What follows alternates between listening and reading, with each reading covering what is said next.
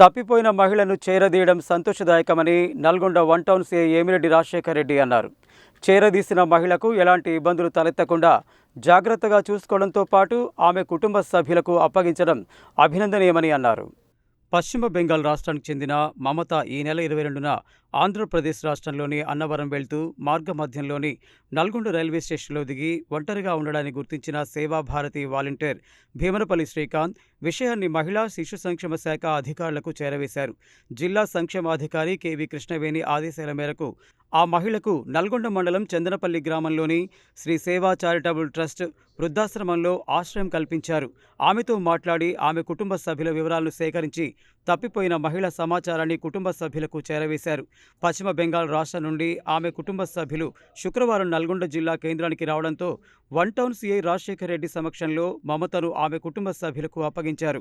ఈ సందర్భంగా సీఐ రాజశేఖర్ రెడ్డి మాట్లాడుతూ మహిళను కాపాడడంతో పాటు ఆమెకు ఆశ్రయం కల్పించడానికి కృషి చేసిన అందరికీ అభినందనలు తెలిపారు. ఈ కార్యక్రమంలో మహిళా శిశు వికలాంగులు వయోవృద్ధుల సంక్షేమ శాఖ field response officer Munagala Nagireddy, Sevabharathi volunteer Bheemanapalli Srikanth, Sri Seva charitable trust ప్రతినిధి రవి తదితరులు పాల్గొన్నారు. ఈ నెల 22వ తారీఖు వెస్ట్ బెంగాల్కి చెందినటువంటి ఈ మమత అన్నవరం వెళ్తూ రైల్లో నుండి నల్గొండ స్టేషన్లో దిగి ఆమె యొక్క అడ్రస్ ఎవరికి చెప్పకపోవడంతోనే అనుమానాస్పదంగా కాలనీలో తిరగడంతోనే ఇది గుర్తించిన మన శ్రీకాంత్ కొంతమంది యువకులు ఆమెను చేరదీసి ఆమె గురించి పూర్తిగా విచారణ చేయడం జరిగింది.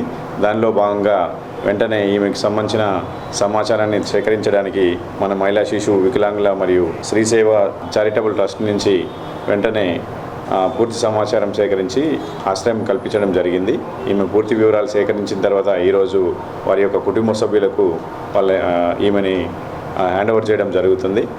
ఇటు మంచి అంటే తప్పిపోయిన మహిళ యొక్క పూర్తి వివరాలు సేకరించి మళ్ళీ ఆమె ఎక్కడ కూడా ఇబ్బందులు పడకుండా వాళ్ళ కుటుంబ సభ్యులకు అందించడం నిజంగా గొప్ప విషయం. ముందుకొచ్చి సహకరించినటువంటి మన నాగిరెడ్డి సార్ గారికి, అలాగే శ్రీకాంత్ గారికి, అలాగే రవి గారికి ప్రత్యేకంగా మా పోలీస్ తరఫు నుంచి ధన్యవాదాలు తెలుపుతున్నాము. ఈరోజు ఈమెని వాళ్ళకి హ్యాండ్ ఓవర్ చేయడం జరుగుతుంది. మహిళా శిశు వికలాంగుల వయోవృద్ధుల శాఖ ఆధ్వర్యంలో నల్గొండ జిల్లాలో ఎవరైనా సమస్యలతో బయటకు వస్తున్నటువంటి ఈరోజు కరోనా తర్వాత సమాజంలో చాలా రకాలైనటువంటి సామాజిక రుగ్మతలతోటి బయటకు వస్తున్నారు. వాళ్ళు ఆర్థిక ఇబ్బందులతోటి కానీ, తర్వాత వృత్తిరీత్యా, తర్వాత మైగ్రేషన్ ద్వారా అంటే వలస పోవడం ద్వారా అనేక మంది రిస్క్ ఎదుర్కొనేటువంటి అవకాశం ఉంది.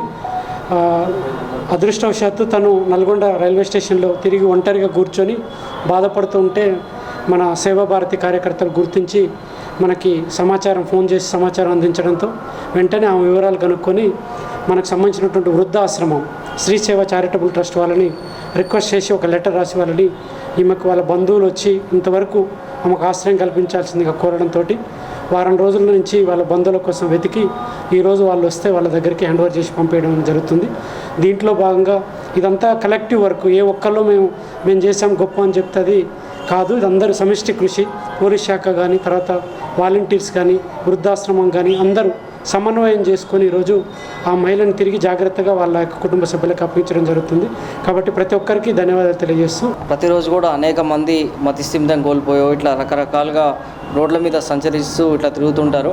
వాళ్ళని వెంటనే తక్షణమే మనం స్థానిక పోలీసులకు సమాచారం అందించడం, తదుపరి జిల్లా వయోవృద్ధుల శాఖ సంబంధించినటువంటి వారికి సమాచారం అందించడం, ఇట్లాంటి కార్యక్రమాలు నిరంతరం కూడా మేము చేయడం జరుగుతుంది.